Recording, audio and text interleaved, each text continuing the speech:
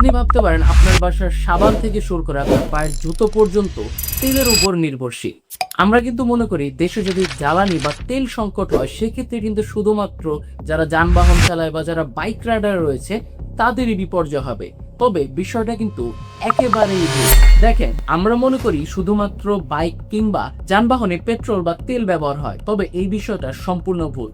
তেল ক্রাইসিস বা তেলের সংকট কিন্তু একটা টোটাল দেশকে বিপর্যস্ত করে দিতে পারে। সেটা কিভাবে আমি বুঝিয়ে বলছি। একটা দেশের যত প্রকার যানবাহন রয়েছে সবকিছুই কিন্তু এই তেল বা জ্বালানি তেল দিয়ে পরিচালিত হয় এবং এটা এই দেশের জন্য খুবই প্রয়োজন।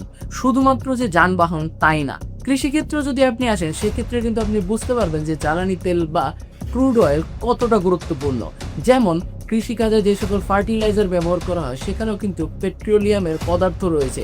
এমনকি যত ট্রাক্টর রয়েছে এছাড়াও যত আধুনিক যন্ত্র রয়েছে কৃষিকাজের জন্য সেগুলোর জন্য কিন্তু জ্বালানি তেল প্রয়োজন হয়।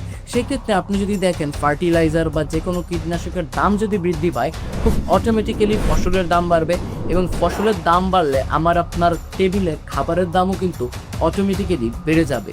আরেকটা খুব গুরুত্বপূর্ণ বিষয় হচ্ছে তেলের সংকট পড়লে কিভাবে দেশ অকেজো হয়ে পড়ে। যেমন আমরা কিন্তু তেল কিনে আনি বাহির দেশ থেকে কিংবা মধ্যপ্রাচ্য থেকে।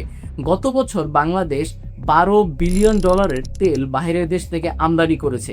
সংশ্লিষ্টরা মনে করছে এখানে আরো $4 বিলিয়ন বেশি খরচ হতে পারে এই বছর তেলের দাম বৃদ্ধির ফলে। তো আমরা কিন্তু বুঝতে পারছি এই বছর হয়তো $16 বিলিয়ন তেল আমদানি করতে হতে পারে বাংলাদেশে।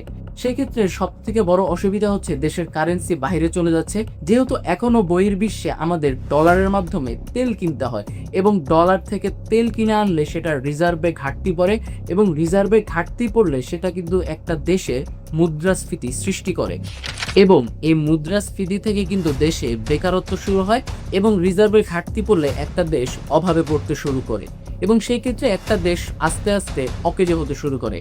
দেখেন, তেল কিন্তু আমাদের প্রত্যেকটা প্রোডাক্টের সাথে জড়িত। আপনার হাতে থাকা মোবাইল ফোন থেকে শুরু করে মেয়েদের বিউটি প্রোডাক্টস, মেডিসিন, প্লাস্টিকের বোতল, এর সব কিছুর সাথে পেট্রোলিয়াম অয়েলের সংযুক্ততা রয়েছে এবং তেলে ঘাটতি পড়লে এই প্রত্যেকটা প্রোডাক্টের প্রাইস খুব অটোমেটিক্যালি বেড়ে যাবে।